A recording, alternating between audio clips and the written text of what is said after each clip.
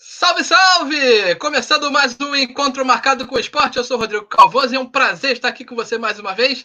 E como você já sabe, a tradição manda, a tradição pede para fazer isso, então vamos lá chamar o meu mestre João Henrique Areias. Seja bem-vindo, João. Boa tarde. Olha, salve, salve, Rodrigo, né, o pessoal que está nos assistindo aí. E hoje nós vamos ter um convidado especial, Rodrigo. Falei com ele, o cara entende tudo de arena. Eu acho que ele nasceu, cara, lá em Roma, na época que fizeram o Coliseu. O cara é bom, o Paulo Prestes, né? Não que ele seja velho, João, pelo amor de Deus. Eu não sei, cara, disse que o cara se reencarna. Tem um caras assim, então... tem um negócio aí. Bom, a gente vai ver, ele vai poder explicar pessoalmente isso. E o Rodrigo, eu tenho aqui, depois me lembro, o top 5. Eu vou fazer 5 perguntas de cada lado, quer dizer, não são 5 perguntas, 5 itens de cada lado sobre a arena. Eu vou explicar isso daqui a pouco. Mas então, pode introduzir aí o nosso amigo Paulo. Vamos trazer o Paulo para cá. Seja bem-vindo, Paulo, muito boa tarde, prazer estar com você. Bom dia, Rodrigo. Bom dia, professor Areias. Primeiramente, obrigado pelo convite, pela oportunidade. Prazer é nosso estar com você.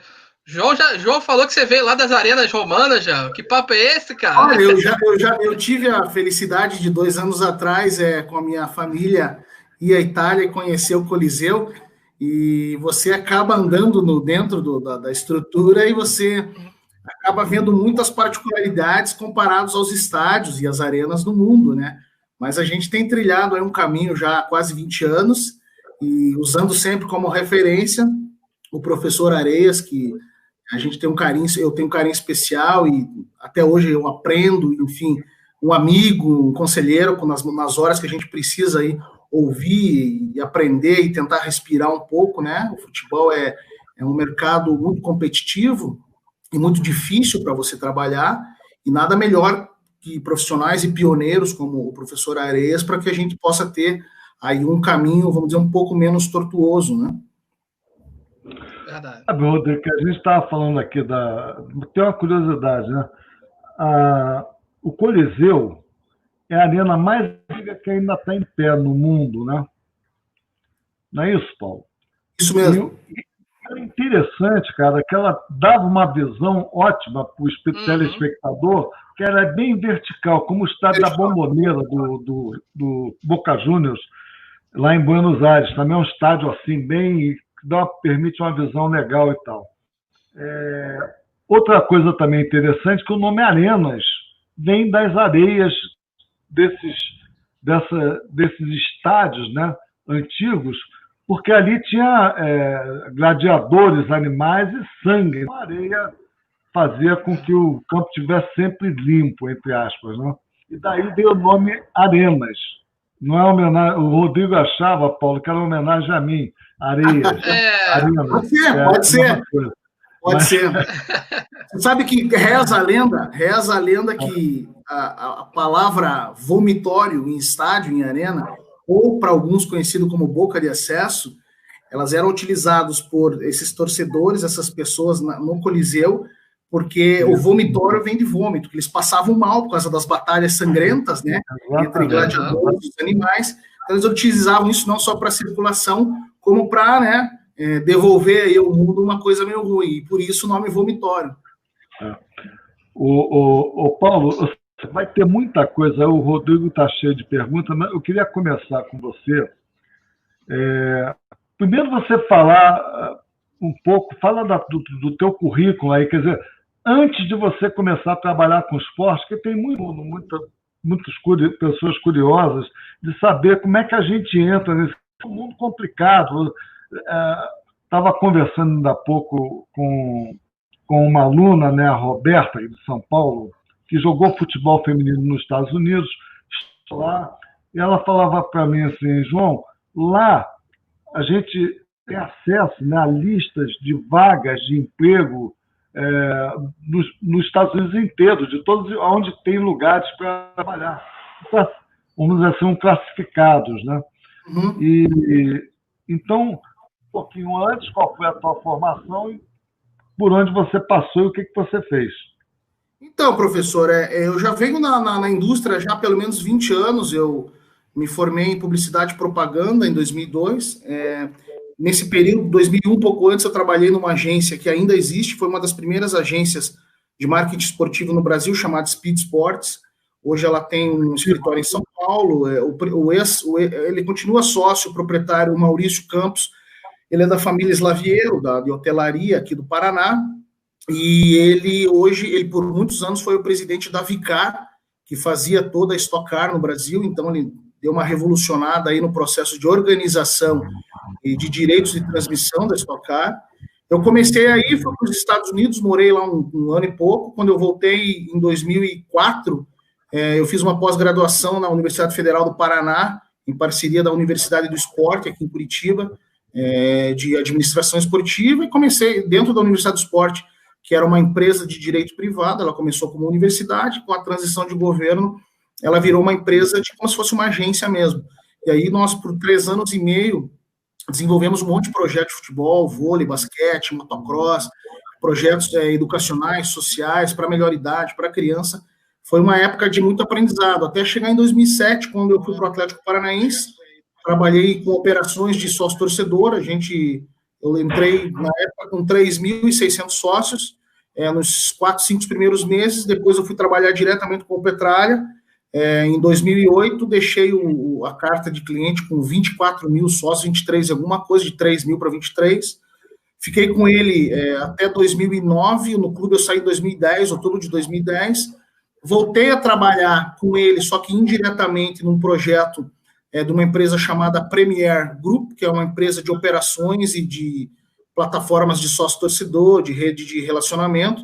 Trabalhei, esse foi um período bem interessante, porque eu morei em várias cidades ao mesmo tempo, vamos dizer assim. Morei em Florianópolis, que a gente atendia o Avaí, lá a gente se encontrou também, né, professor, em 2009, 2010. E a gente se encontrou, nos encontramos no Avaí. Aqui no Paraná nós fazíamos o programa de sócio-torcedor do Operário, de Ponta Grossa.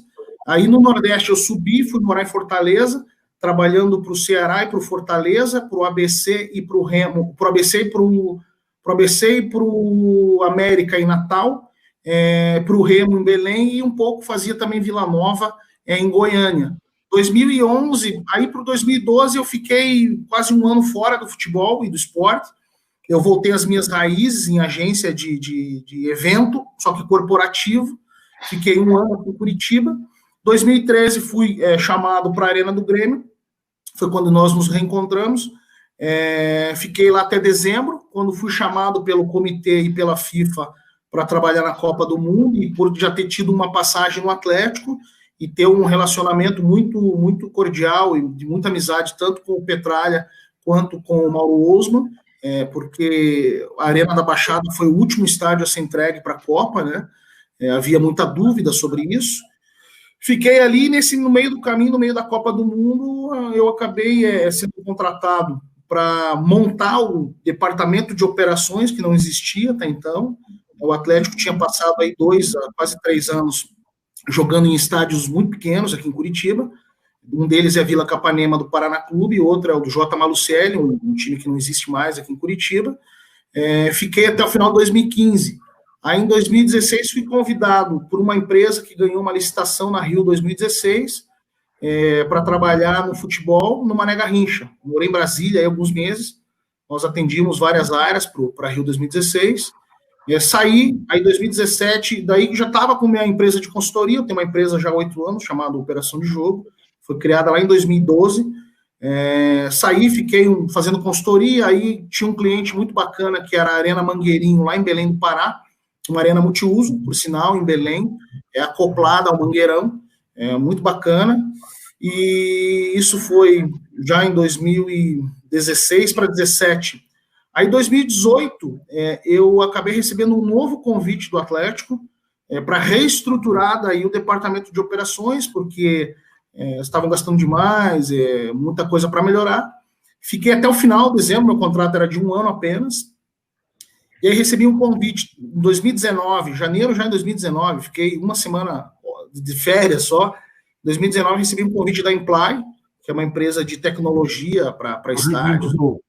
É uma das maiores aí da América Latina. Exatamente. E aí eu fiz a Copa Santa Cruz, não é isso? Santa Cruz do Sul, exatamente, do Tirone. E aí eu acabei sendo o head de operações. Nós fizemos a Copa América, então foi um projeto bem bacana. E agora, com esse ano aí, a gente teve que parar um pouco aí as atividades, as viagens, só prospectando. Alguns clubes a gente está fechando já algumas parcerias aí, mas muito lento tudo, né? Porque está todo mundo meio preocupado e tem essas incertezas do futuro. E estádio, o princípio básico do estádio de futebol é a quantidade de gente, né? E o que mais tem, o que esse Covid traz é o distanciamento. Então, tem umas preocupações que a gente está tentando desenvolver com parceiros técnicos e tecnologia aí para que a gente possa abrir os portões logo para a galera voltar para o estádio.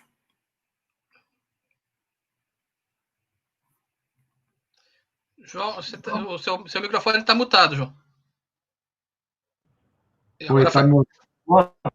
Eu não sei, porque de repente ele apaga. Que se eu fazer, eu estava sem mexer em nada, cara. Eu estou falando, a gente pega esses caras que tem lá desde o Coliseu, teve por lá também. Ô, Paulo, você vem de lá, né? Eu não sei depois ele vai contar essa história aí. Pode ser. Você já viu que o Paulo tem uma experiência aí tremenda, né? E a gente vai ter que saber até fazer as perguntas para aproveitar bem esse momento aí com ele. Tem sócio-torcedor, como é que sócio-torcedor entra na questão do digital. Mas eu tenho uma primeira pergunta que é a top 5, né? Paulo, resume aí as 5 principais receitas e 5 principais de um estádio de futebol, dessas arenas modernas aí de futebol. Quais são os itens? Dá para lembrar aí agora, assim, na batida?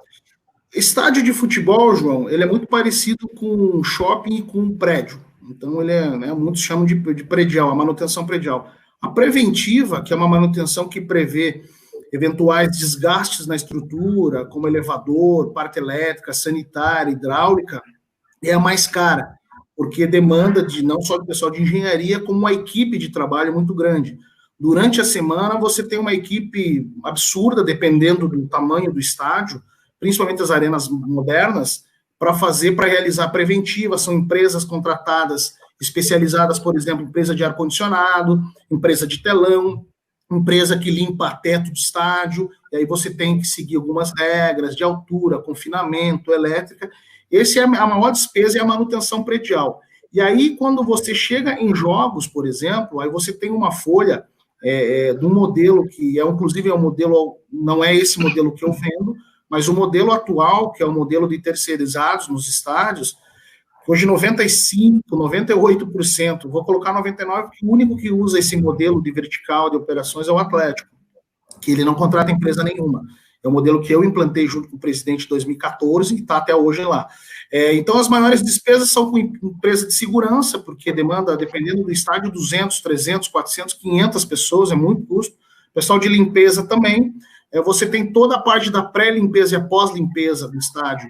Quando alugado, dependendo do acordo com o dono do estádio, se for público ainda, você recebe o estádio limpo e tem que devolver limpo. Então, é um custo. Vamos dizer que o segundo custo aí é de operação, na verdade. E aí você tem custos que não são tão grandes, que você pode reduzir no match day, por exemplo, que é o staff em geral. Agora, então essas despesas de manutenção predial, para mim, e aí dentro você vai jogar a conta da luz, a conta da água, que não é pequena. Um estádio, para ter uma ideia, fechado, uma arena nova hoje, uma arena moderna, ela custa, em média, 1 milhão, 1 milhão e 400 por mês, com o portão fechado. Ela demanda despesa de 1 milhão e 200, 1 milhão e 300. Já ouvi, mas não posso comprovar, que já tem estádio grande que já chega a 2 milhões de contas por mês, porque o prédio é muito grande e demanda realmente muita técnica, muito profissional técnico para tocar isso aí. Agora, das receitas, professor e Rodrigo, tem mudado muito, porque assim, o naming rights, que todo mundo fala, que todo mundo questiona, que seria sem dúvida nenhuma, a maior receita do clube ou do estádio de futebol, ela não vingou no Brasil, e um dos motivos de não vingar naming rights, por exemplo, que seria uma receita de alto volume, é o não engajamento do clube com a sua rede de relacionamento, sócio, torcedor, com as empresas. Nós tivemos no estádio privado, por exemplo, tivemos a Kyocera Arena, no Atlético Paranaense, em meados dos anos 90, que teve muita gente que não sabia o que a Kyocera fazia, de onde que era, que país que surgiu. Então, assim, não havia um engajamento, o clube não tinha tanta expertise para fazer isso. Com o passar dos anos, melhorou. Mas falta isso para ter que as empresas possam fazer parte desse processo de parceria com os clubes. Uma receita que eu estou trabalhando muito, que é uma receita, a bilheteria, sem dúvida nenhuma, sempre é uma receita, porém, se você possui plano de sócio-torcedor que dê a oportunidade de você comprar o meio ingresso, você gera uma dupla receita. O Atlético Paranaense, por exemplo, você paga um valor cheio por mês, tem a garantia de poder frequentar todos os jogos do Atlético, categoria de base, sub-23, sub-20, amistosos, e você não paga valor extra nenhum. Você tem a tua cadeira com o teu nome, um adesivo, também é uma coisa do Atlético lá dos anos 90, e só. Alguns clubes você paga um valor menor do plano de sócio-torcedor, e aí você vai para a fila da internet ou fila física para ver se você consegue comprar o ingresso pela metade do preço ou com certo desconto para você frequentar o estádio. Aí sim é uma oportunidade de dupla receita no caso de ingresso de bilheteria. A terceira que eu conto que para mim hoje a mais mal explorada receita em estádio de futebol é o setor de alimentos e bebidas, os bares.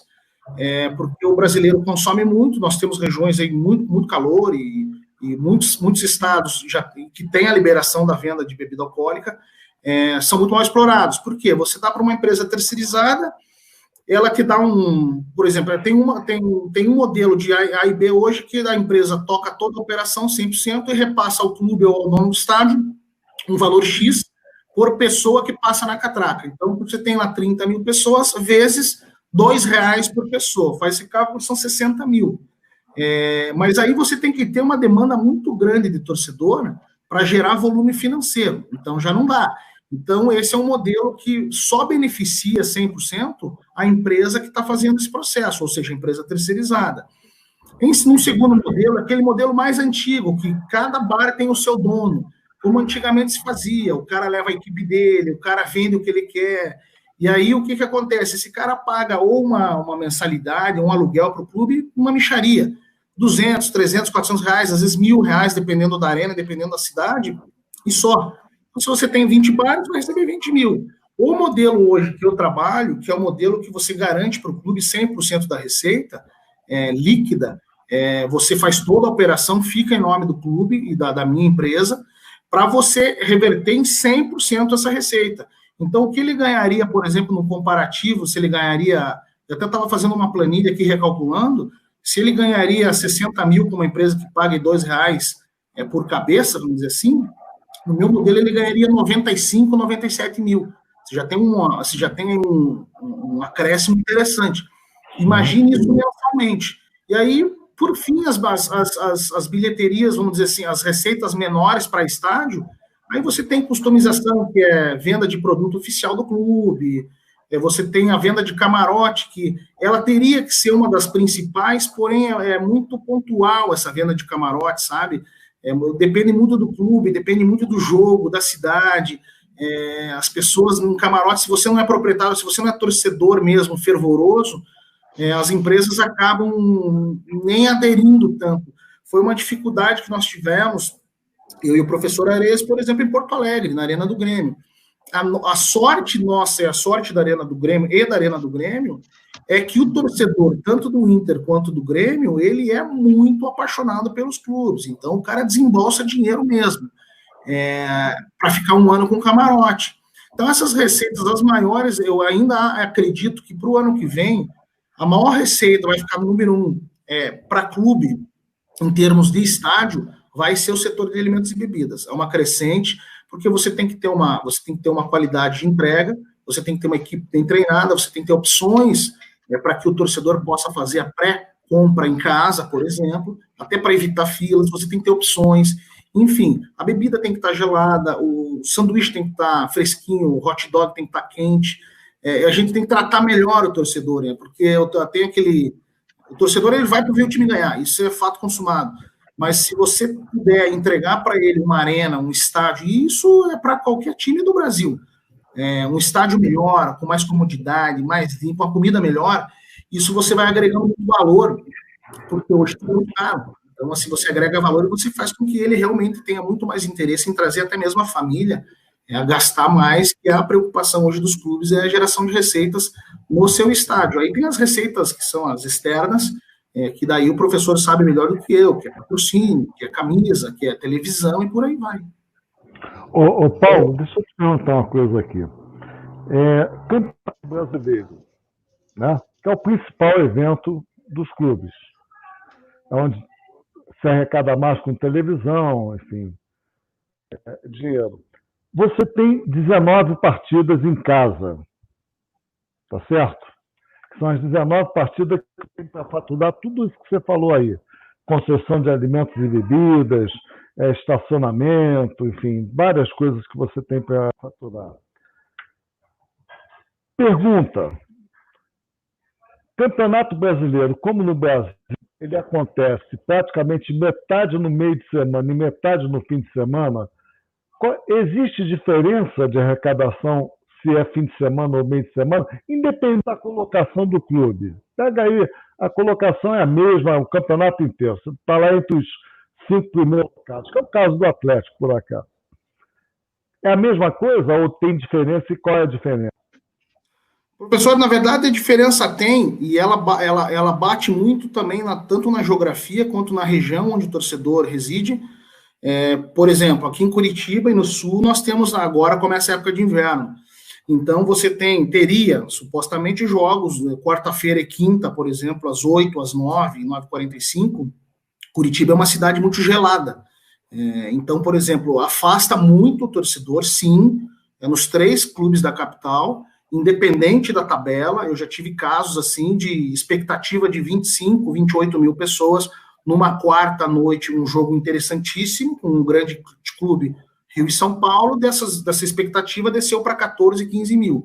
E aí, no final de semana, quando os jogos têm um horário mais próximo, vamos dizer assim, no meio da tarde, você tem uma aderência maior, e é fator mesmo consumado no Brasil inteiro, que você tem um público mais interessante no final de semana. Ô Paulo, você estava lá, mas você estava em outra área. Naquela época, até uma das coisas que eu pedi ao Paulo para fazer lá no Grêmio, né? Eu falei, Paulo, a gente precisa ativar o museu do Grêmio, né, para ele gerar receita, visita. E aquele negócio estava encravado lá, não andava, enfim. E o Paulo fez um trabalho excelente, botou aquele negócio para funcionar e passou a gerar receita para o clube. Mas naquele período, Paulo, eu pedi um levantamento, chegando no final do ano, do quanto nós tínhamos faturado no meio de semana e no fim de semana. Sabe qual foi a diferença que nós encontramos lá no Grêmio? 50% menos no meio de semana. 50% a mais? Menos no meio de semana, a menos. Quer dizer, no fim de semana, 50% a mais. Então, eu quero dizer para você o seguinte, seria interessante você, na medida do possível, fazer esse levantamento com quem você for trabalhar, ou pedir alguém aí. Cara, eu pedi naquela época um dos nossos estagiários para fazer o levantamento, pegar o borderô, né, do clube e ver quanto faturou. Separa meio de semana e fim de semana.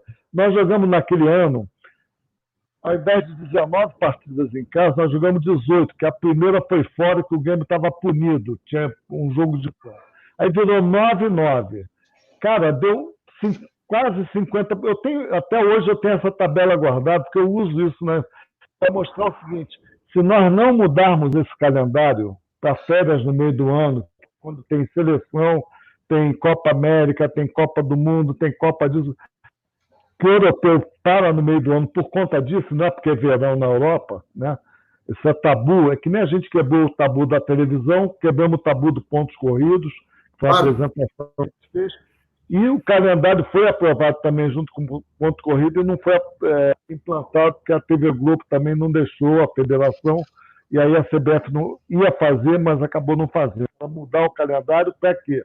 Para o Campeonato Brasileiro ser jogado só no fim de semana e no meio de semana deixar para as competições eliminatórias, que essas lotam. Você vai jogar Libertadores, cara, quarta-feira, frio de 0 graus, vai estar lotado, com vendido antecipado ou não? Com certeza. Nós tivemos um exemplo, por exemplo, nos últimos 2 anos do Atlético, jogos com, é claro, com apelo maior, com Boca Juniors, com River Plate na Arena da Baixada, que o público era exorbitante. E em jogos do Campeonato Brasileiro, você não consegue, às vezes, ter a metade desse público. Então, agora, o brasileiro é o que eu chamo de receita ordinária, aquela receita que você vai poder contar, vai mostrar a marca do patrocinador, vai poder vender uma coisa que eu não sei se vende, quem é que está vendendo no Brasil. Eu cheguei até a começar a vender lá atrás, que são os carnês por temporada, comuns na né? Eu morei 4 anos em Madrid, tinha 2 cadeiras no Real Madrid, sempre antes da temporada, que era no meio do ano, né, em junho, eu tinha que pagar lá o carnê do ano inteiro. E não era barato. Né? Cada cadeira custava, na época, eu tive lá em 2001, 2002, era uma faixa de 1.000 euros por cadeira, que a gente pagava antecipado e você tinha 2 tipos de ingressos, de carnês. Um que te permitia ver os 19 jogos do Real Madrid, e outro que te permitia ver os 19 jogos do Real Madrid no Campeonato Espanhol, mais as competições internacionais. Se fosse Copa da UEFA, era UEFA. Se fosse Liga dos Campeões, sempre foi Liga dos Campeões, o Real Madrid sempre na Liga dos Campeões. E mais a Supercopa, enfim, a Copa do Rei. Então você tinha 2 tipos de carnês. Um completo pagava mais, e esse mais custava 1.000 euros mais ou menos, o que proporcionava ao Real Madrid uma renda antecipada de só 60 milhões de euros naquela época. Imagine. Quem é que faz isso aqui hoje? Alguém está vendendo carnê? Eu quero comprar o carnê do Atlético Paranaense, dos 19 jogos do Brasileiro. Eu posso? Esse modelo, professor, é um modelo bem pouco difundido no país. O modelo do Atlético também é um modelo quase que exclusivo. Como eu disse, ele paga uma mensalidade X, no Atlético, se não me engano, são 2 setores e fora a área VIP. Você paga por mês e é renovado automaticamente em débito, em conta, até quando você achar interessante ou morrer, vamos dizer assim. Mas não tem você tem, é claro, uma redução de preços para campeonatos estaduais, por exemplo, mas eu dou 100% de razão para você em relação a isso, porque você acaba não criando, e inclusive são às vezes públicos até diferentes, porque quando você reduz o valor muito, vertiginosamente o preço do ingresso, você acaba afetando muito o plano de sócio-torcedor, porque o cara paga lá 100, 150, 200 reais por mês para o sócio-torcedor, e o clube está vendendo ingresso a 20, 30, 40 para encher estádio. E aí o cara que paga 150, 200 vai fala, eu prefiro então, porque como você tem 3 a 4 jogos no mês em casa, e nem sempre todos os jogos são de alto nível, você vai pegar um time que está na cabeça do campeonato, às vezes um que está para rebaixar, e às vezes não tem tanta tradição. O cara paga pelos 4 jogos, ele indo ou não indo.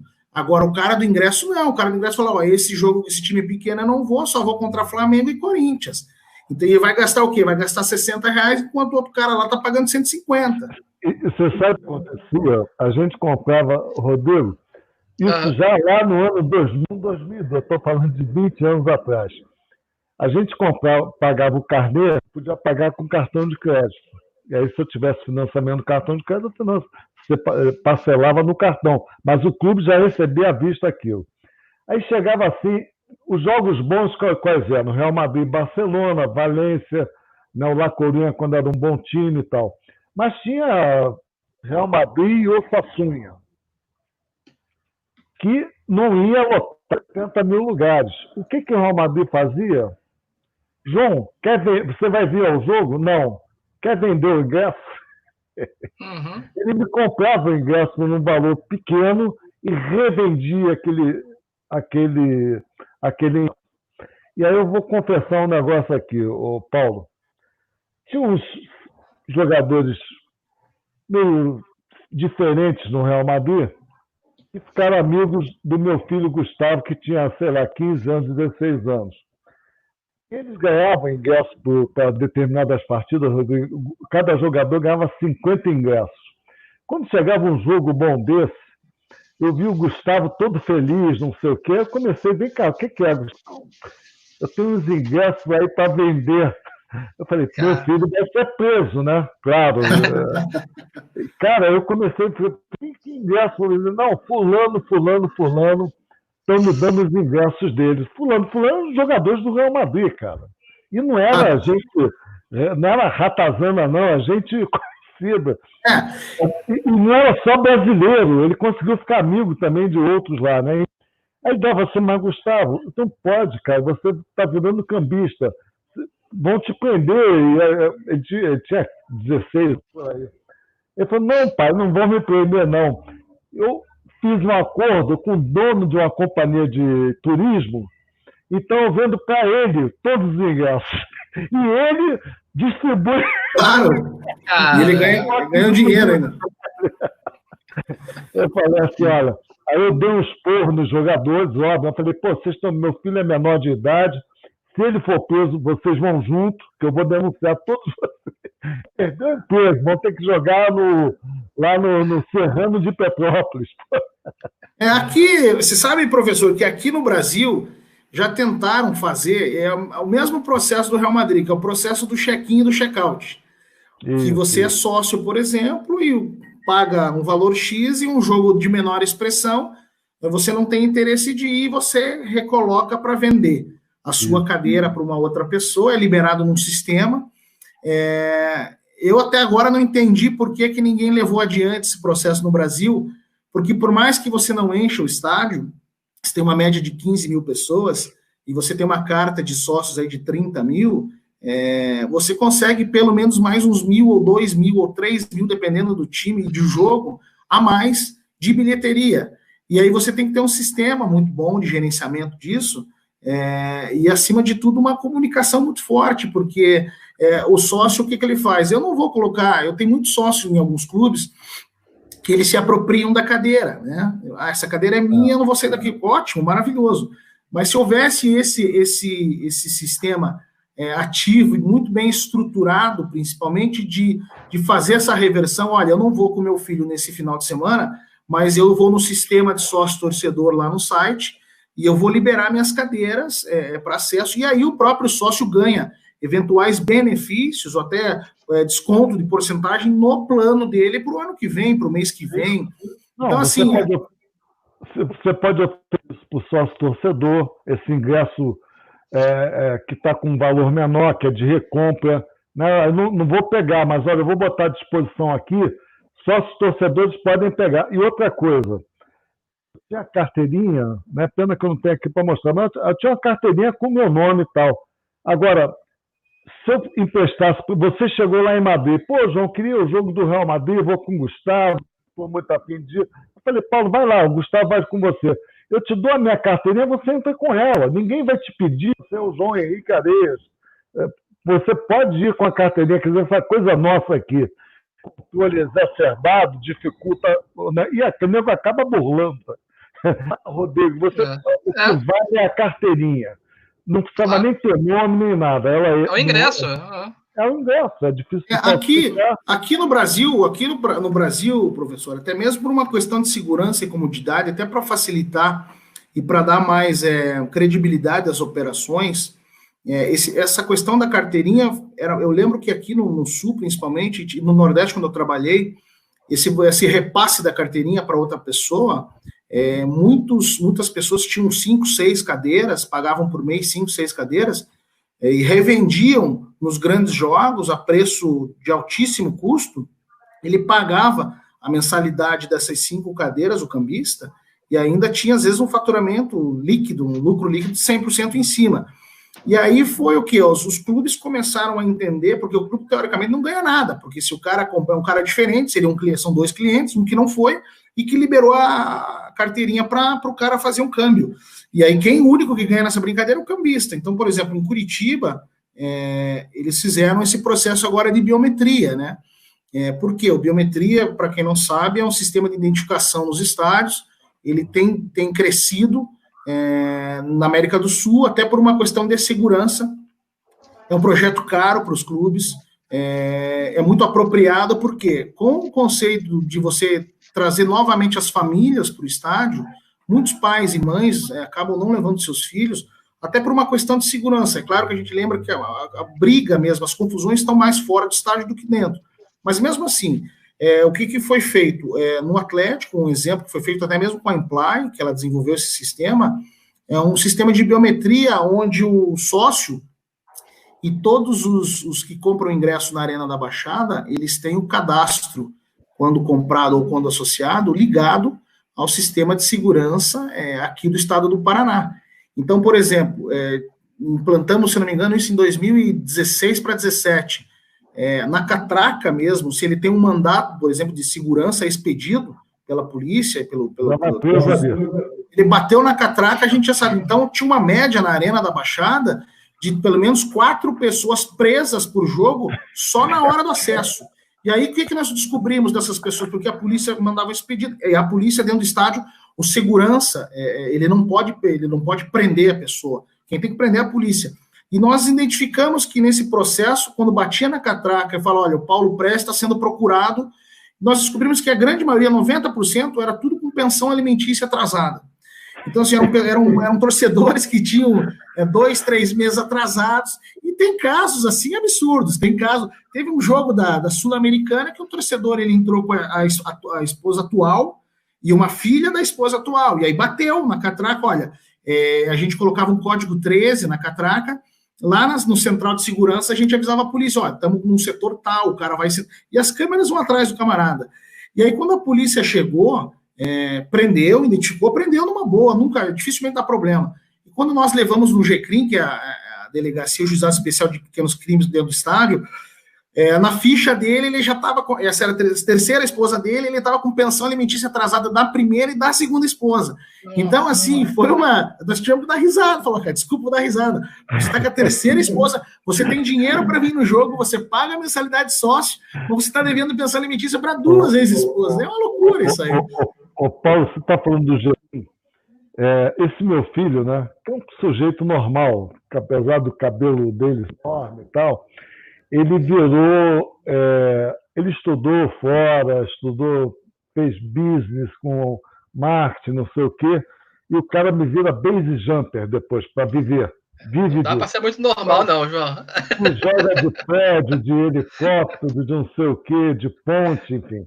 Virou profissional, tem documentário no canal Off, né, que é Aprendiz de Base Jump, já tem 2 documentários, uma série de filmes, né, onde ele ensina um surfista a saltar também. Não é pular, é saltar. Eles não gostam de pular.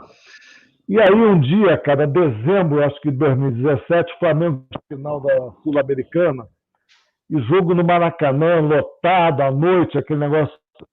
E a gente sempre faz um Natal de final de ano, eu chamo meus filhos e tal, as esposas, para a gente jantar em algum lugar, num restaurante ou almoçar, né, antes do Natal.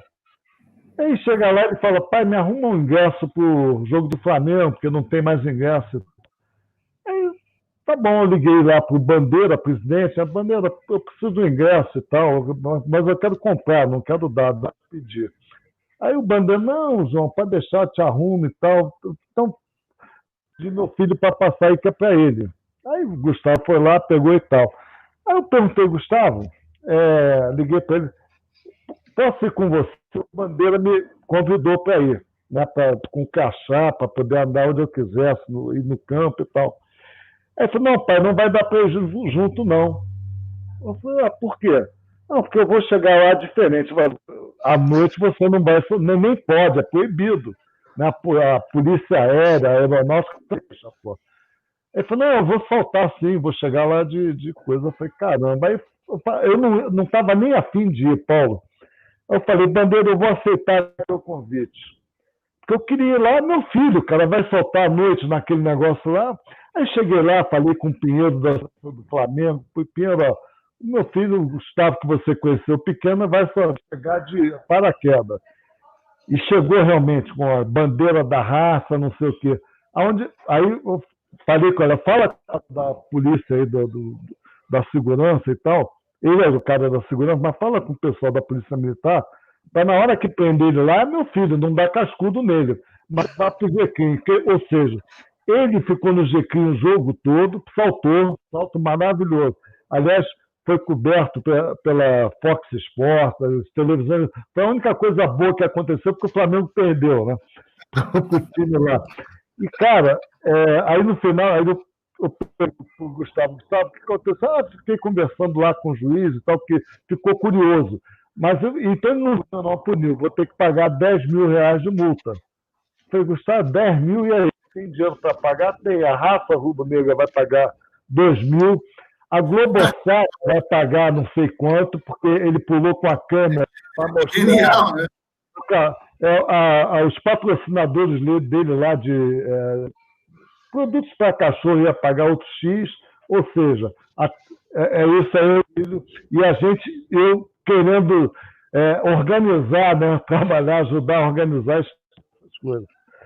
O Paulo, mas essa experiência realmente é barato você trabalhar com isso, porque antes de trabalhar com esporte, né, com marketing esportivo propriamente dito, eu fui vendedor, trabalhei em vendas, marketing e fui gerente de eventos e promoções da IBM.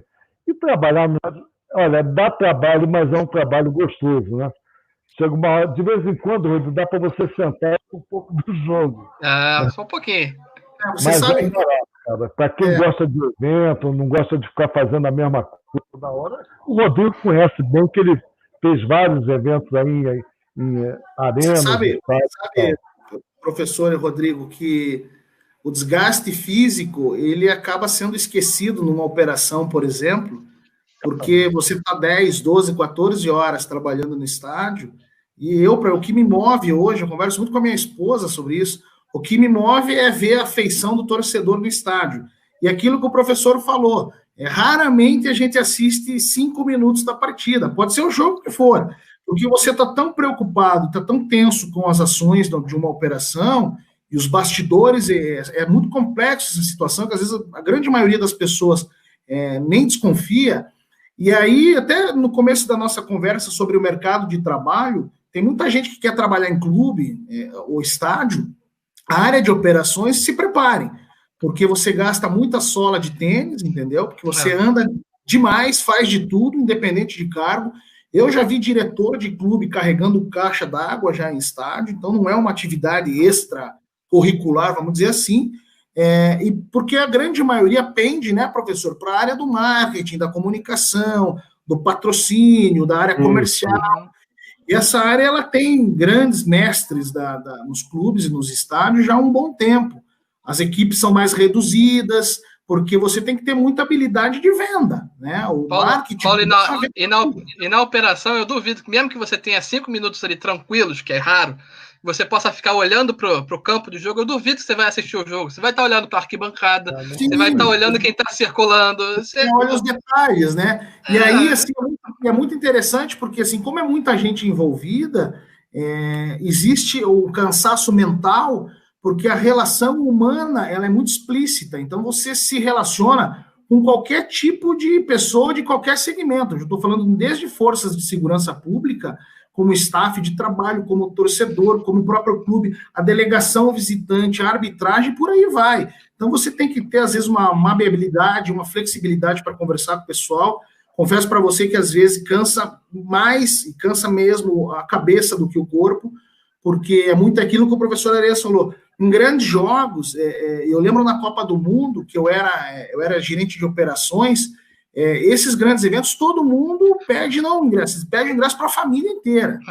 E aí eu brincava ainda, eu me lembro muito bem na Copa do Mundo, eu falava assim, eu quero ver o jogo, Paulo, arruma ingresso para o jogo aí da Copa do Mundo, não sei o quê. Eu falava assim, ó, se você me garantir que você ano que vem vai vir aqui na Arena assistir Atlético e Irati, Atlético e Rio Branco, eu te dou um ingresso. Eu, cara, daí não é justo, né? Porque assim, é o interesse do grande jogo, do grande evento. Então, assim, a gente toma muito cuidado com isso. até mesmo para não magoar as pessoas, porque a quantidade de gente que nos pede, e todo mundo que trabalha em clube ou estádio, as pessoas envolvidas com a gente, família, amigos próximos e outros, acha que a gente tem um guarda-roupa só de camisa para distribuir, acha que a gente tem uma gaveta na mesa lá do clube, cheio de ingresso para dar, e não é bem assim, né? Com certeza. Ô, Paulo, olha que eu sempre gosto de fazer a correlação, né, com avião, né? Até o Rômulo comentou isso. Eu vi isso a primeira vez do Walter Matos, viu? Professor de todos nós nessa história, que eu gosto muito, que é no estádio você tem a classe econômica, que é o lugar mais barato, tem a executiva, que é ali no meio, e você tem a primeira classe, que são os camarotes e tal, que normalmente é o que dá mais receita. Mas outra coisa também que a gente tem que ter isso, assim como o assento do avião, é que o jogo é como um avião que parte, né? Na hora que ele sai, decolou, cara, se está vazio, não tem mais como você recuperar o dinheiro daquele banco vazio. Então, Rodrigo, uma preocupação de quem vai fazer gestão de estádio é sempre ter o estádio cheio. Mas, João, tem um jogo ruim aí, o jogo contra o Irati. Então, por isso que o europeu criou lá o carnê de ingresso, que já está vendo independente de quem é. Ou se você, de repente, não tem um carnê, eu vou aproveitar esses jogos para criar torcida, então vou fazer um esquema com a Secretaria de Educação do Estado, do município, para trazer as crianças. Eles trazem, eles se responsabilizam por isso. Eu vou deixar a criança entrar no estádio de graça, mas você tem que trazer ele para cá. Ainda vou dar um sanduíche lá que eu consegui de patrocínio da Nestlé, do não sei o quê. Mas tem uma coisa, Paulo, que eu ouvi falar nessa história, e foi de gente importante. Gente, não é pejorativo, Rodrigo, pelo amor de Deus, até porque nós temos senhoras e senhoritas aqui na plateia. Ele disse assim, João, eu sempre vivia preocupado, cara, com cambista. Né? Esses cambistas são um terror, porque cria esquema, acaba criando esquema dentro do clube, enfim, porque rompe lá o cara que é funcionário. É uma praga o negócio do cambista. Apesar de meu filho ter tido a experiência de cambista lá, por isso que eu me assustei, falei, com esse negócio, dei esporro nos jogadores e tal, por causa dessa brincadeira do câmbio. Mas um sujeito me falou o seguinte, um cara experiente nessa área, que foi presidente dos maiores clubes do mundo, você imagina, que é da cor do lado do Atlético Paranaense. Ele falou, João, o cambista está entre as duas profissões mais antigas do mundo. As primeiras profissões do mundo foram cambista e a prostituição, a prostituta. Isso aí não vai mudar nunca. No final dos tempos, eles começaram lá no início dos tempos e vão estar no final dos tempos, mais do que a gente.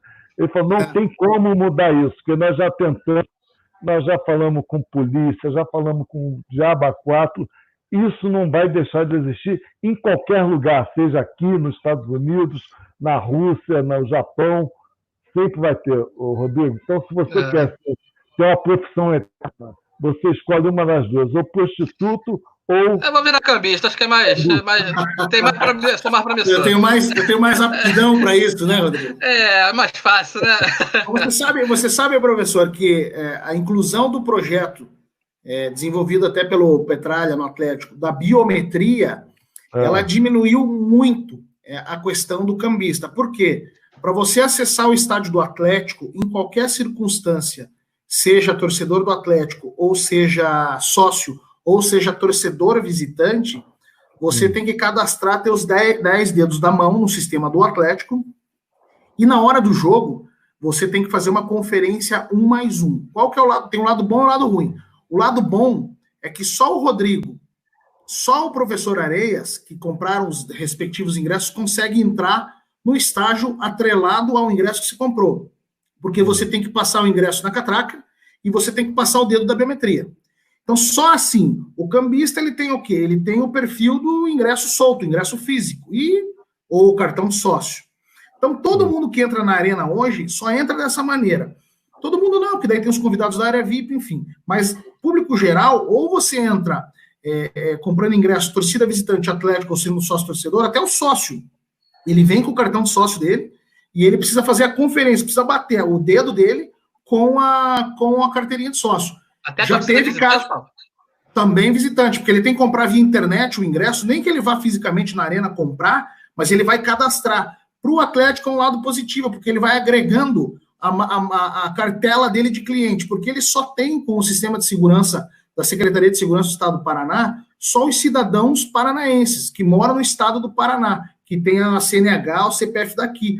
Por exemplo, qualquer um que venha do Flamengo, Corinthians, Atlético Mineiro, Bahia, Grêmio, eles vão ter que fazer esse processo. Só que ele faz uma vez só. Então, nos próximos jogos, quando ele comprar ingresso, mas na hora do acesso é isso. Qual que é o lado ruim dessa operação? Atrasa muito acesso. Porque, assim, nós temos casos de que tem gente que a impressão digital tem falhas, você não consegue passar aí o cara passa 10 dedos na catraca. Exatamente. Você tem a questão que o cara está segurando lata de cerveja fora do estádio ou de refrigerante, fica engordurado o dedo do camarada, aí você tem que limpar e não passa na catraca. Então tem um atraso que dificulta muito a operação de acesso. E aí você vai criando filas, e aí o que se faz? Qual é a solução? Vou aumentar o número de catracas. Só que a catraca tem que ser uma catraca específica para essa ação. Daí você gera custo. Contrata mais gente, paga lanche, é uma loucura. Deixa o cambista trabalhar, porque é muito complicado, cara. Claro que tem solução, como o Paulo falou, Rodrigo, tem solução. Mas as soluções, às vezes, são inviáveis. É melhor você correr um risco calculado. Eu sei que nesse grande jogo aí vai ter, vou repetir, 50% para 1%. Ótimo, mas sempre vai ter 1% que vai conseguir um jeito. Nem que seja com um convite lá para a área VIP, alguma coisa. Verdade. Tá aqui, ó, a Irenice está dizendo, qualquer boa intenção será uma mente pensante burlar isso aí. A Irenice está dando a realidade. Irenice, se você desistir, você vai ser contratada por todos os clubes aí. Irenice, a gente bateu um papo aí umas semanas atrás, super simpática, querida, super atenciosa, também está nessa luta com a gente aí na área. Mas, enfim, assim, professor, tem melhorado muito, sabe, essa questão de operação com o torcedor. É claro que falta muito, porque tem muita gente que vem de fora do mercado, e você tem que ter um tratamento bem diferente. Eu uma das minhas primeiras funções em clube, quando eu fui coordenador de programas sócio-torcedor, e eu aplico muito treinamento até hoje para clube, para staff de trabalho, para evento, que é o seguinte: se você tratar mal o torcedor do clube, ele, final de semana seguinte, vai estar lá, porque é a paixão da vida dele, é o amor da vida dele. Se você for numa loja e um atendente te tratar mal, vendendo uma camisa, ou com um restaurante, é capaz de você nunca mais voltar nessa loja. No clube você não consegue fazer isso. Então, falta também, mas tá melhor, vou dizer que tá melhor, mas falta ainda uma qualidade melhor de treinamento de pessoal, sabe? Porque essa ligação do clube com o torcedor, na grande maioria das vezes que vai ao estádio, ele passa da catraca, ele meio que se transforma, né? Ele vira um personagem depois que passa da catraca, ele já não é mais aquela pessoa. Ele fica eufórico, ele fica nervoso, ele fica ansioso, se vai ganhar, se vai perder, e aí você tem que ter uma tratativa diferente com ele dentro do estádio, que muito pouca gente consegue. Por isso, professor, eu ando tendo conversa com o pessoal até de fora do Brasil, sobre essa linha que foi criada no Brasil, chamada Steward, o segurança Steward. A gente tem que deixar bem claro que Steward, a tradução, nada mais é do que mordomo. O que mordomo faz? Ele atende da melhor maneira possível o seu cliente, o morador, enfim, o seu chefe. Não existe Steward no Brasil. Não existe. Em estádio nenhum. Pode estar com colete, pode estar com a roupa de Steward, porque o que acontece? O Steward precisa de habilidades de negociação com o torcedor, de resolução de problemas, e, acima de tudo, ser muito educado, muito simpático, muito eficaz. E o nosso torcedor, esse é um paradigma que a gente precisa quebrar ainda, é o quê? Torcedor de futebol não é bandido. A gente tem aí 60 mil torcedores, pega um exemplo do Flamengo, que a gente tem aí uma média altíssima, sempre vai ter as maçãs, as laranjas podres no saco. Isso aí em qualquer lugar do mundo. Não é Brasil, é qualquer lugar do mundo. Mas a massa esmagadora de torcedor são caras que gostam lá para se divertir, estão lá para sofrer ou não pelo time, e estão, acima de tudo, para consumir. É onde a gente entra. Se você não tratar bem esse cara, não estou falando que você vai pegar um cara desse, levar no colo e vai colocar no banco de reserva do time para assistir o jogo, não é isso.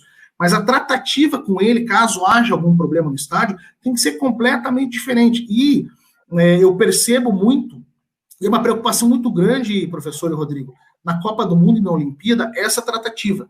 Se você tem esse problema ou de cadeira, ou de acesso fraudário, ou o cara ser PNE, portador de necessidade especial, se você não conseguir atender bem essa turma, que é uma turma presente no estádio, você perde até mesmo a credibilidade na comunidade. Fala, ó, não vá lá naquele estádio porque não tem uma rampa, não tem um elevador para atender um cliente de cadeira de rodas. Aí o clube vai falar, não, mas só tem um cara que vende cadeira de rodas. Tá, e daí? Você tem que tratar o cara bem, entendeu?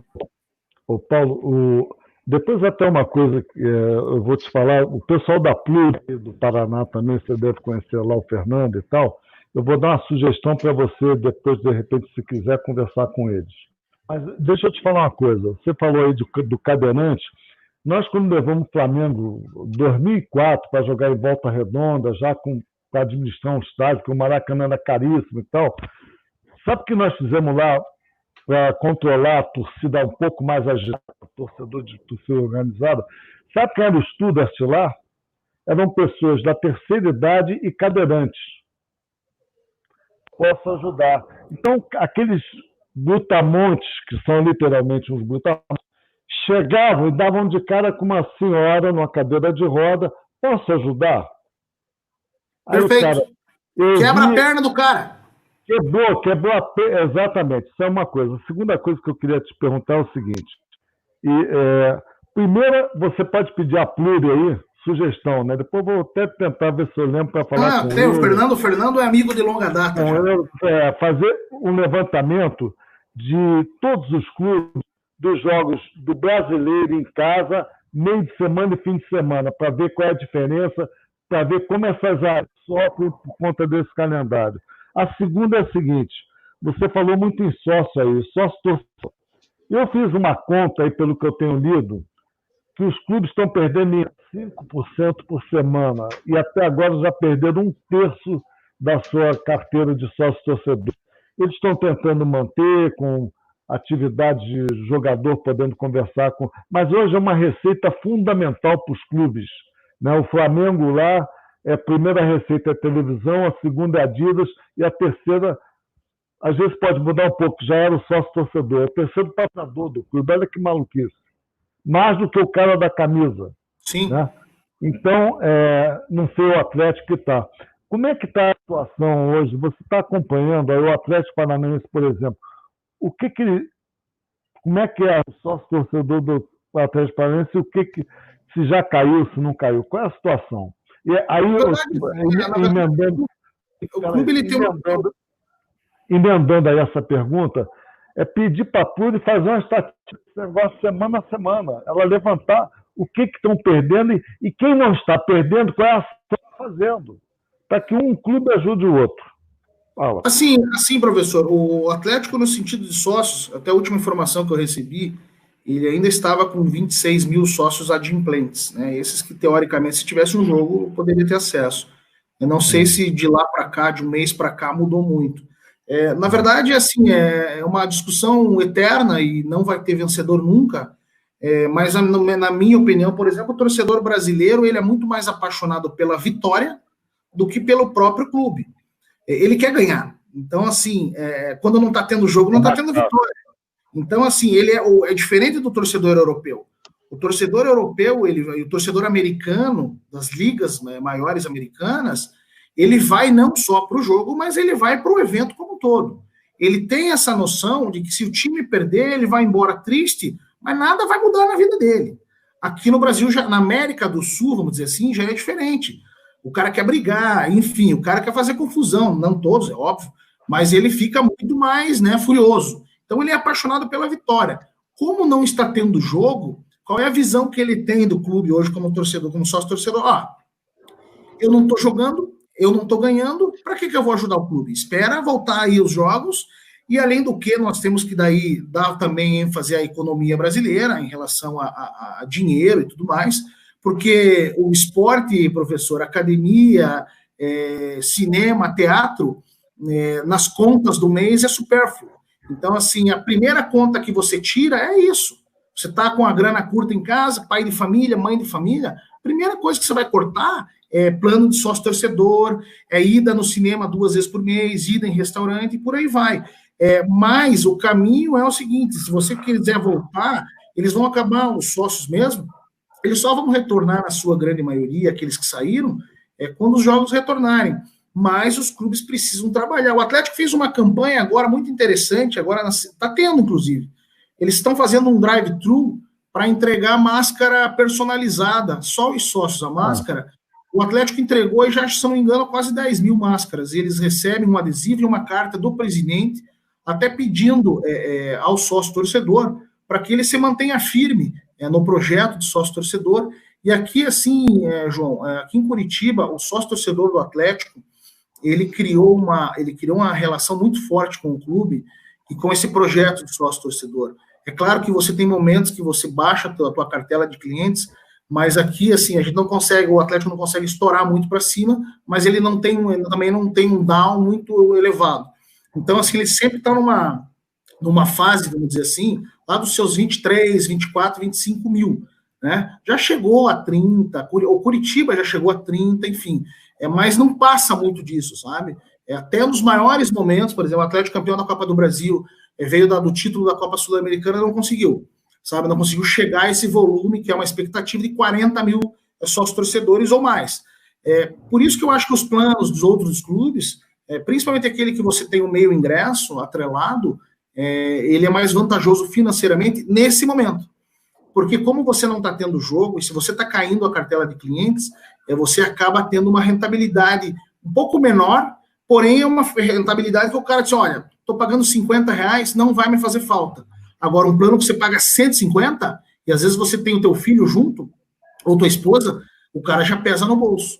Então tem essas questões. Mas é uma questão de retorno, né, professor? Eu estava conversando até ontem com 2 empresas de tecnologia, eu não sei se a gente está com tempo, oi, Rodrigo? Fica à vontade, tá tranquilo. A gente está falando até está tendo uma discussão muito grande aí, professor, nas redes sociais e no nosso mercado sobre o retorno, o que fazer do retorno, quando que vai abrir portão. Primeiro que nós, da área de esporte, nós temos que esperar cuidadosamente a medicina falar o que pode ser feito ou não, porque estádio depende do quê? Depende de gente. Então, assim, eu estou bem tranquilo em relação a isso. Eu tenho conversado com algumas empresas, a gente está desenvolvendo em conjunto aí algumas alternativas para instalação em estádio, seja ele do tamanho que for, arena, porque a gente precisa precificar esses serviços, até para que a gente, e também tem que fazer uma relação com profissionais da saúde, para que o estádio esteja apto a receber as pessoas em grande quantidade. Ainda é um projeto que está sob sigilo, mas a gente está desenvolvendo já para apresentar, para seja o clube grande ou o clube pequeno. Então a gente tem que precificar, até mesmo que a gente sabe que um Palmeiras, que um São Paulo, que um Atlético Paranaense, um Grêmio, consegue comprar no estádio deles, mas uns times menores às vezes não conseguem, porque é sistema, né? Então a gente está desenvolvendo e esperar o turbilhão passar, não tem muito que ficar chutando no vazio, é o que eu vejo muito. Você não vai conseguir colocar em estádio hoje uma pessoa a cada 3 metros, você vai acabar punindo muita gente. Então, se eu tenho um estádio com 60 mil, não adianta colocar 20 mil, entendeu? O Paulo, sabe o que eu acho? Uma irresponsabilidade. Mas então assim, se contaminar e morrer, tem que prender quem autorizou. Você sabe. Mas teria que prender. Rodrigo, sanidade. Enquanto estiver tendo morte por conta do coronavírus, não pode voltar. Eu já ouvi o belo argumento, entre aspas, óbvio, dizer, na Alemanha já liberou, pô, vamos liberar aqui também. Não, o alemão também não está certo, não.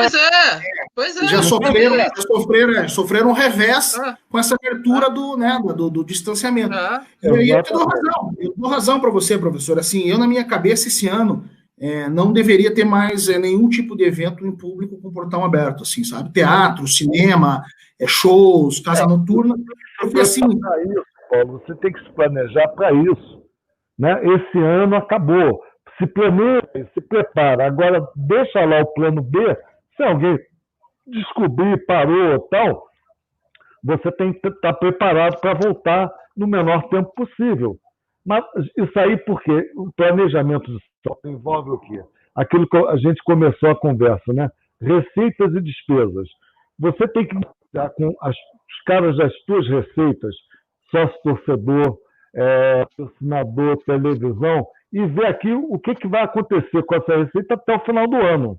Mas vamos pensar num prazo, não é nem médio prazo, é curto prazo mesmo, mas vamos pensar no curto prazo. Até o final do ano não teve receita, diminuiu, eu vou ter que negociar do lado de cá também, com fornecedores, os 3 grandes devedores meus, né? São os funcionários, jogadores, que é a dívida trabalhista, a dívida fiscal com o governo, também tem que negociar, e a dívida civil com os fornecedores. Então tem que chegar, companheiro, eu tenho que reduzir isso aqui, minha receita cai 50%, eu vou ter que cair 50% do lado de cá. Não tem jeito. E você diz, até o final do ano vai ser isso. Se até o final do ano voltar, o caso do sócio, eu já vi algumas iniciativas interessantes. Ó, cara, continua pagando aí esse valor, que eu vou editar isso lá na frente. Pô. Então você considera que você está me emprestando esse dinheiro, você já não está mais pagando sócio torcedor. Você está fazendo um alinhamento que eu vou te pagar lá na frente de alguma maneira. E você... Agora, se no final do ano resolveu nesse período, no ano seguinte você vai acertar, vai diluir todas essas dívidas que você tem ao longo dos 12 meses. Você sabe, professor, que tem até para o pessoal entender que a minha empresa que faz consultoria, o modelo que foi implantado no Atlético de operação é um modelo vertical, respeitando o trabalhista, contabilidade com recolhimento de impostos e algumas regras que regem algumas áreas, como a de segurança, Polícia Federal e por aí vai. Os clubes, eles têm o modelo que é tradicional, mas é um modelo que é o mais caro, a contratação de empresas terceirizadas, que são os fornecedores. Então, você tem um contrato com empresa de segurança de 2 anos, 3 anos, empresa de limpeza 1 ano, 2 anos. Mesmo não tendo jogo, na teoria, você precisa pagar a empresa de acordo com o contrato. E aí vai gerar o quê? Vai gerar um desgaste, mesmo, a não ser que você tenha uma parceria. Eu estava conversando ontem com um diretor de operações ontem, de uma grande arena, e ele me falou assim, Paulo, graças a Deus, nós temos uma parceria boa com a maioria dos fornecedores. Mas esse cenário não se aplica em todo o Brasil, porque assim, você vai falar o que para o fornecedor? Olha, não me cobre mais, ou me cobre menos, porque não está tendo jogo, então eu não estou usando o teu serviço. Então vai gerar um desgaste muito grande lá para frente. O meu modelo, por exemplo, que é o modelo da minha empresa de operação de jogo, que é o modelo que eu implantei no Atlético em 14, é um modelo que agora seria luxo, porque não tem jogo, não tem gasto. Entendeu? O clube só vai se preocupar 100% com a arrecadação de receitas fora de jogo. Então, esse é o modelo que eu toquei e toco na minha empresa, professor Rodrigo, que hoje, ou a partir do ano que vem, caso abrem-se os portões dos estádios, arenas e instalações esportivas, é um modelo a ser seguido, que é o modelo vertical, porque os clubes, essa bola de neve, principalmente em relação à não receita dos clubes, ela vai estourar ainda mais no ano que vem. E como você tem muita dívida, como o professor bem disse, lá atrás, e essa desse ano, essas dívidas continuam, juros e por aí vai. Elas não vão parar. Você vai ter que pagar uma hora, só que não tem dinheiro entrando. Você vai manter o teu modelo de operação match day, por exemplo, ano que vem, com essas empresas, se você já não gerou esse desgaste, porque você tem que pedir quase que de joelho para uma empresa de segurança, dizendo assim, olha, não está tendo jogo, eu não posso mais pegar 300, 400 seguranças para o jogo. Só ano que vem, olha lá. O cara, como empresa, está na posição dele, ó, veja bem, nós temos um contrato. Eu posso te aliviar aí alguma coisinha, mas eu não posso aliviar muito, porque eu também tenho as minhas contas para pagar. Porque esse modelo, ele chegou no limite, o modelo terceirizado, ele chegou no limite dele. Paulo, isso aí é em cascata, né? Porque, tá bom, eu tenho um contrato com você, segurança, eu também vou argumentar, gente, tá bom, eu vou ter contrato. No contrato, nesse caso, às vezes, alguns clubes podem ter que eles vão pagar de qualquer maneira, e outros vão pagar se tiver o jogo, né? Eu te pago tanto por mês aqui, mas o quadro móvel vai ser o jogo. Não tem jogo, eu não vou te pagar quadro móvel. Quer dizer, é difícil, não é fácil para ninguém, mas todo mundo vai ter que negociar, Paulo. O funcionário vai ter que negociar, o jogador vai ter que negociar, o fornecedor, todo mundo vai ter, porque como é que se eu não tenho receita, como é que eu vou te pagar? Não tem como. Ah, mas por quê? Por ineficiência. Não, porque é um fato que ninguém previu. Nenhuma seguradora cobriu isso, ninguém não existe nenhum contrato de seguro. Mas, Paulo, deixa eu te falar, isso aqui não é assunto de uma hora. Rodrigo, esse programa com uma hora não dá. Perdido, acho que não dá. Eu vou agradecer o Paulo aqui, já são 1h20, ele tem lá os compromissos dele, no mínimo para almoçar, né? Agradecer a tua presença, Paulo, aí, porque esse é um assunto fantástico, que dá para a gente... e eu acho que você tem que combinar com o Paulo, ele voltar e colocar ele e o Rômulo, que a gente põe outro também, com outra... Exatamente, o Rômulo fugiu hoje. Rômulo é outro amigo de longa data. É isso, para também a gente ter mais gente discutindo, porque, cara, o estádio é o que mais vai sofrer nessa situação hoje. Porque na hora que voltar, ainda diz que vai ser público, e quem vai pagar essa conta? É verdade. Professor, eu que agradeço aí a oportunidade, mais uma vez, sempre uma honra, né, estar conversando com o senhor. Agradeço ao Rodrigo. Se vocês me permitirem, eu só queria mandar 2 abraços que eu fiquei devendo, me cobraram de uma última live que eu fiz. Primeiro, um beijo para minha esposa e para meus filhos, Daiane, minha esposa, Daniel e a Helena, os meus filhos, para um grande amigo meu, torcedor do Paraná Clube aqui em Curitiba, o Rodrigo Ropelato, que é um torcedor de 4 costados do Paraná, e são pessoas que eu tenho, ele principalmente, um amigão aí de longa data. E mais uma vez, obrigado, e quando vocês quiserem, estou à disposição aí. Não, é um prazer já estar convidado. Com certeza, com certeza. Então, gente, eu também agradecer a todo mundo também que está aqui mandando abraço, mandando like, mandando comentários aqui. Eu vou rapidamente passando o olho aqui, rapidinho aqui, viu? O Bruce Maciel. Bruce, eu vou encaminhar a sua pergunta pro Paulo depois, assim que ele puder, ele responde diretamente para você, tá?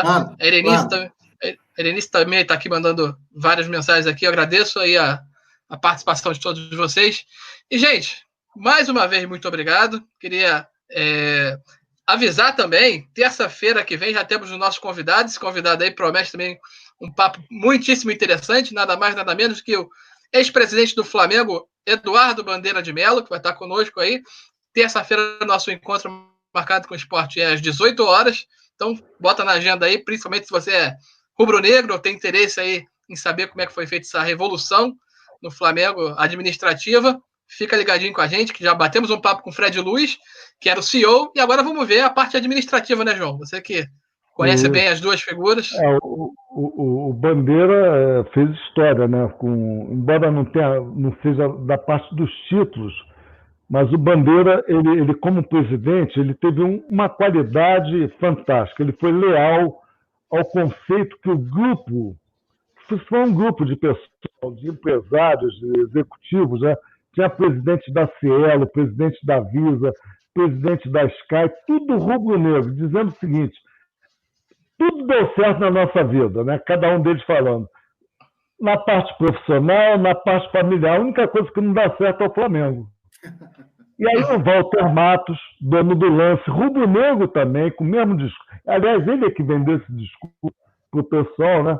Ele foi e começou a reunir essa turma. Como ele era dono de um jornal, conhecia os anunciantes, sabia que o cara era Flamengo. Cara, vamos lá mudar o Flamengo. Ele, não tem tempo. Ele conseguiu a proeza de juntar, me chamou também, eu fiz acabando parte, e disse: olha, gente, se vocês querem mudar o Flamengo, tem que ganhar a eleição lá. E o cara que entrar lá tem que ser leal, porque quem entrar lá vai ter a caneta, o presidencialista, o cara vai fazer o que ele quiser. Aí o Bandeira entrou, honrou o que o grupo tinha combinado, disse o seguinte: eu vou para uma coisa que não existia, eu vou para o conselho gestor, como se fosse conselho de administração de uma empresa, vou botar os outros vice-presidentes lá e vou contratar um CEO profissional, presidente profissional, que foi o Fred Luiz, que ali botou só profissional debaixo dele, fez um trabalho maravilhoso e trouxe o Flamengo para essa. O fruto já era para ele ter colhido no último ano, no 6º ano. Mas quem colheu foi o Landim, e a gente tem uma coisa triste, às vezes, para acontecer no meio, que foi aquele incidente do Nico, que foi a mancha, vamos dizer assim, mas de um mesmo grupo, quer dizer, não tem ali oposição e tal, porque o grupo foi o mesmo e tal, e, enfim, houve aquilo. Mas do lado, o Flamengo fez uma temporada no ano passado que mostrou o seguinte: olha, vem comigo, né? Dizendo para os outros clubes, com exceção do seu Atlético Paranaense, que, aliás, o Fred Luiz elogiou muito na live dele, falando do Atlético Paranaense como um dos clubes que o Flamengo foi buscar aprendizado.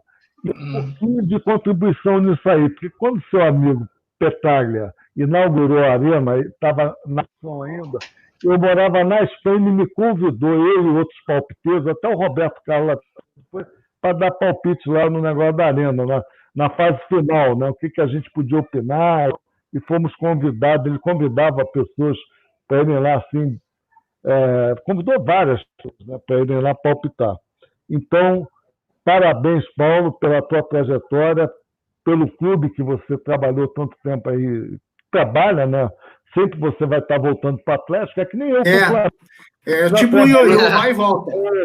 Já trabalhei lá para o Avaí e tal, mas agora não, que eu já estou com 66 anos, o pessoal não quer saber mais de mim. Mas tive 6 vezes no Flamengo, indo e voltando. O destino é esse. Um abraço, obrigado. Obrigado, um abraço para todo mundo aí. Até a próxima. Obrigadão, Paulo. Valeu mesmo pela participação. Tá? Obrigado. Então, convite feito para todo mundo. Então, fica ligado aí na terça-feira, Eduardo Bandeira de Mello com a gente. Mais uma vez, muitíssimo obrigado. Obrigado, João, pela participação. Se você ainda não deu o like, por favor, gente, não custa nada, não vai cair o dedo, não. Dá aquela apertada no botãozinho ali que ajuda pra caramba a gente, tá? E faz toda a diferença. João, muito obrigado mais uma vez. Terça-feira a gente está de volta. Obrigado. Valeu, gente. Um abraço. Tchau, tchau.